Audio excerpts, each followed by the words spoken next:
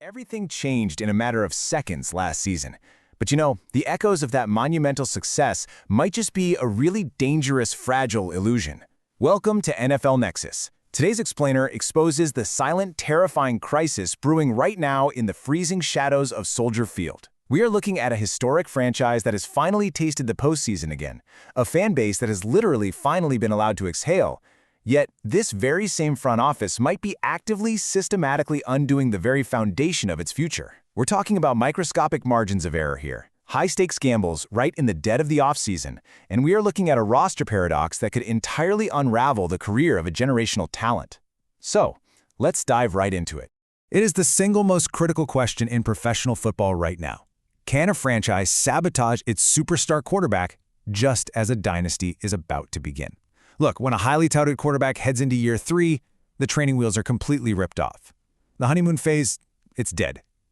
The margin for error drops to absolute zero. Caleb Williams has the crushing weight of historic, incredibly demanding franchise entirely on his shoulders. But as we peel back the layers of this front office's off-season decisions, a deeply disturbing pattern starts to emerge from the film room. Are the Chicago Bears actually putting their 24-year-old prodigy in the best possible position to dominate? Or are they, perhaps entirely unintentionally, setting him up for a catastrophic, career-altering plateau? It's a terrifying thought, but we have to look at the reality. 58.1%. I want you to really think about that number because that is the number that should keep the Chicago front office awake at night. 58.1%. That was Caleb Williams' completion rate during his sophomore campaign. Now, obviously, he displayed incredible, undeniable progress overall in 2025. We all saw it. He made throws that literally left defensive coordinators speechless. But his throwing accuracy remains a highly critical, undeniable vulnerability. And in the unforgiving landscape of the NFL, a sub-60 completion percentage is basically blood in the water for elite opposing defenses. They're going to scheme to expose it all day long. To fix this, a young quarterback doesn't just need more practice hours. No, he demands a flawless, deeply reliable supporting cast. Every single drop pass, every missed route, every slight miscommunication off the line of scrimmage, it all magnifies this exact terrifying number. It's a very precarious situation. Section 1. A destabilized arsenal. To understand the absolute severity of this restructuring, we really have to look at the coaching shift and the massive, suffocating expectations placed on this building. Despite head coach Ben Johnson arriving and immediately leading this team to an 11-win season, wiping away a literal decade of agonizing suffering, clinching an NFC North Division title, and securing a wildcard playoff victory over the Green Bay Packers, the offensive arsenal has been radically destabilized. Johnson himself knows you can't just live on last year's highlights, but look at the sheer gravity of this offseason shakeup. On side A, we have the devastating, undeniable losses. They traded away their premier weapon, DJ Moore, to the Buffalo Bills and watched Olamide Zaccheaus walk right out the door in free agency. You don't just replace a target hog talent like Moore overnight. It just doesn't happen. And what did they bring in on side B to fill this massive glaring void?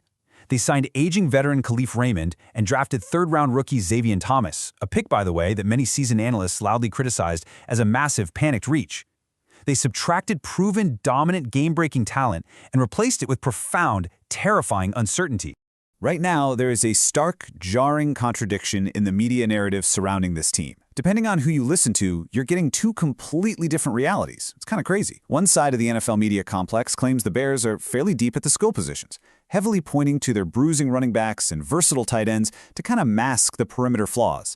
But the other side, the side looking microscopically at the actual wide receivers, is labeling this room a massive, glowing red question mark. This intense dissonance tells us one absolute truth. No one truly knows if this volatile, high-stakes battleground is actually going to hold up under the relentless, crushing pressure of a full 17-game season. It's a huge gamble. Section 2. The veteran on notice. The tension is absolutely thickest right now for veteran Khalif Raymond. He was brought in to provide season stability, basically projecting as the wide receiver 3 and the primary return specialist. But inside the notoriously cutthroat walls of Hallis Hall, literally nothing is guaranteed. Raymond's starting job is already in imminent, visceral danger before the pads have even come on. The ticking clock of the 2026 offseason has officially begun, and we're moving through a grueling, incredibly high-stakes timeline. Rookie minicamp is already in the books. Now we endure the intense scrutiny of OTAs stretching right into early June, followed immediately by mandatory minicamp.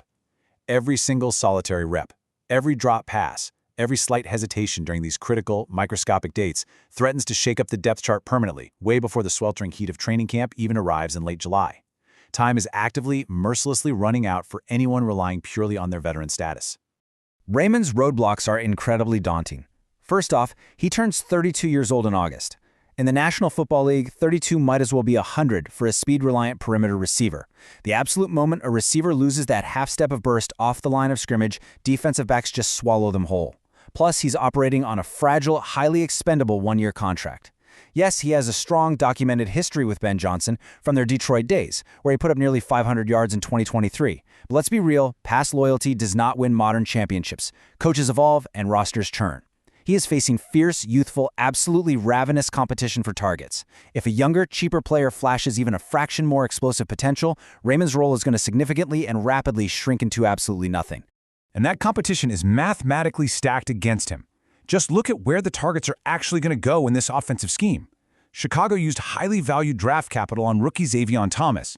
He's a dynamic, twitchy returner who looks exactly like the younger, cheaper, future version of Raymond himself. Furthermore, Caleb Williams is armed with absolute behemoths at the tight end position. Colston Loveland and Cole Kmet are going to be hyper-priority targets, especially in the red zone and on critical third-down passing downs. The fundamental offensive structure here means Chicago simply won't be forced to target a 32-year-old receiver out of sheer necessity.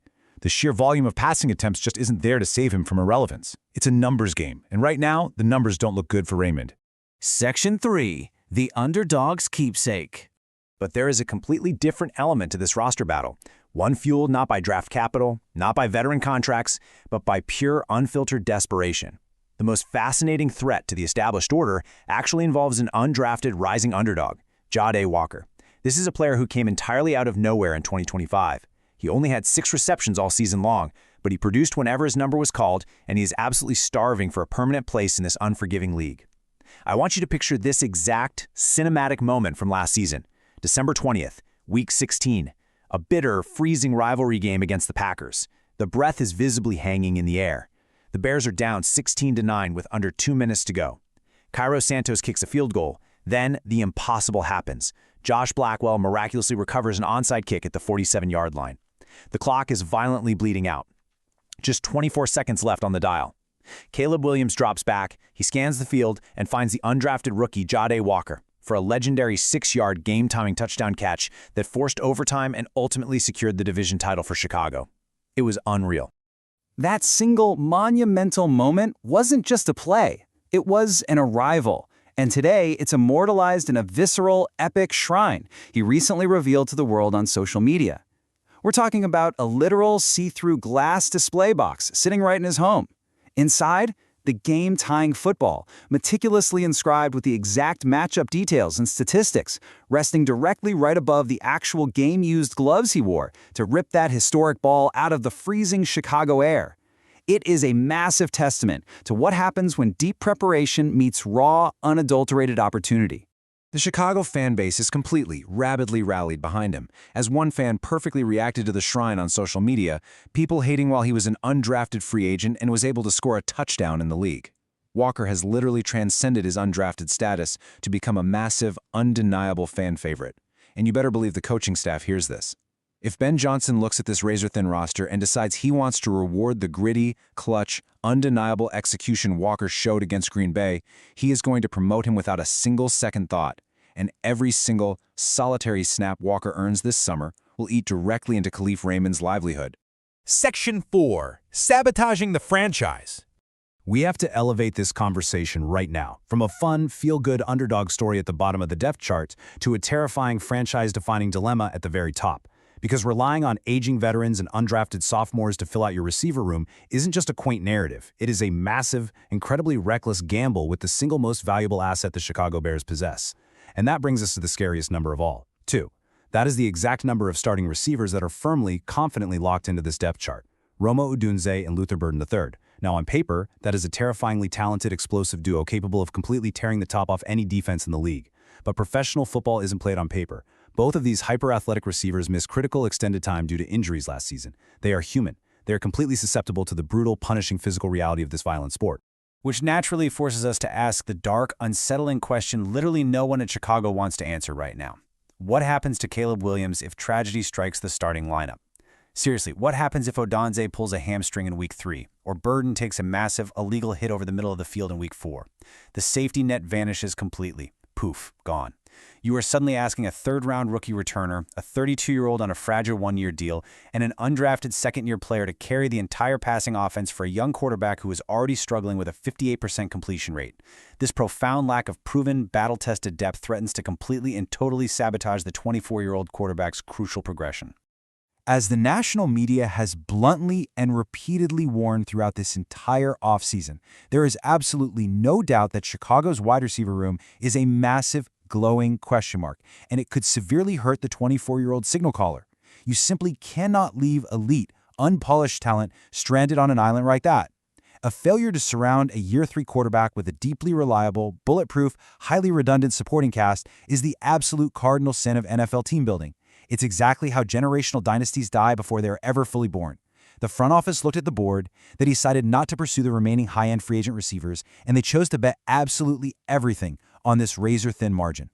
We will be intimately tracking every single dropped pass, every single route run, and every volatile depth chart shift as camp officially opens up. Before we wrap up, I need you to join our growing community of die-hard football analysts. Your undisputed home for these deep dives is right here on this explainer. The channel is called NFL Nexus. Make sure to subscribe to the channel right now, hit the like button on this explainer, and comment your unvarnished thoughts below. Are the Bears actively ruining Caleb Williams? Or is this front office genius at work? Let me know. And please support the channel by becoming a channel member to get exclusive access to our raw data and keep these premium deep dive explainers coming your way every single week. The stakes have literally never been higher for a legendary franchise that has suffered for so incredibly long.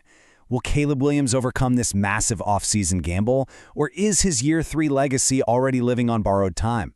The clock is aggressively ticking toward the sweltering, unforgiving heat of training camp. The pressure weighing down on Caleb Williams is absolutely suffocating. And in Chicago, this isn't over yet. Keep your eyes on Soldier Field.